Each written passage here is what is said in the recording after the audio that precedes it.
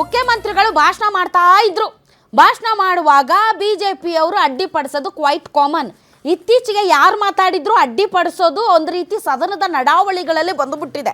ಅದು ಮುಖ್ಯಮಂತ್ರಿ ಮಾತಾಡುವಾಗ ವಿಪಕ್ಷ ನಾಯಕರು ಅಡ್ಡಿಪಡಿಸೋದು, ವಿಪಕ್ಷದವರು ಮಾತಾಡಬೇಕಾದ್ರೆ ಆಡಳಿತ ಪಕ್ಷದವರು ಅಡ್ಡಿಪಡಿಸೋದು, ಏನು ಮಾತಾಡ್ತಾ ಇದ್ದಾರೆ ಅನ್ನೋದು ಜನಸಾಮಾನ್ಯರಿಗೆ ಗೊತ್ತಾಗದೇ ಇರೋ ಥರ ಚೀರೋದು, ಅರ್ಚೋದು, ಕೂಗಾಡೋದು, ಇದ್ದಕ್ಕಿದ್ದಂತೆ ಯಾವುದಾದ್ರೂ ಒಂದು ಡೈಲಾಗ್ ಬಿಡೋದು, ಅದನ್ನು ಹಿಡ್ಕೊಂಡು ಇಡೀ ದಿನ ಕಲಾಪವನ್ನು ಹಾಳು ಮಾಡೋದು, ಇದು ನಡ್ಕೊಂಡು ಬಂದಿದೆ.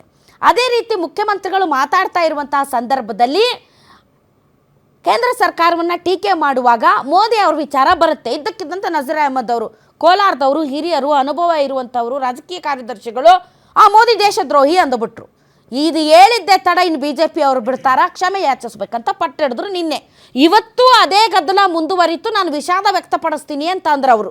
ಅದಾದ ಮೇಲೆ ಸಿ ಟಿ ರವಿ ಅವರು ಇದ್ದ ಮೇಲೆ ಅದೊಂದು ಇರುತ್ತಲ್ಲ, ಅವ್ರದ್ದು ಒಂದು ಇರಬೇಕು, ಯಾವುದ್ರಲ್ಲಾದರೂ ತಮ್ಮದು ಒಂದು ಕೊಡುಗೆ ಇರಬೇಕು. ಎಲ್ಲಿಂದ? ನಾಲಿಗೆಯಿಂದ. ಏನಂದ್ರು, ಇದು ಪಾಕಿಸ್ತಾನದ ನಾಲಿಗೆ ಅಂತ. So only because is Muslim ಅನ್ನೋ ಕಾರಣಕ್ಕೆ ಸಿ ಟಿ ರವಿ ಅವ್ರು ಹಿಂಗೆ ಹೇಳ್ತಿದ್ದಾರಾ?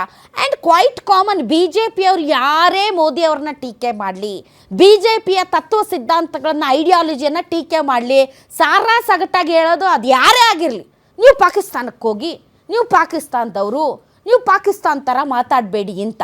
ಸೊ ಇದು ಫುಟ್ಪಾತಲ್ಲಿ ಕೇಳಿ ಬಂದರೆ ಓಕೆ, ವಿಧಾನ ಪರಿಷತ್ನಲ್ಲೂ ವಿಧಾನಸೌಧದಲ್ಲೂ ಇದನ್ನೇ ಮಾತಾಡಿ ಫುಲ್ ಕಲಾಪವನ್ನು ಗೆಬ್ಬೆಬ್ಬಿಸ್ತಾ ಇದ್ದಾರೆ.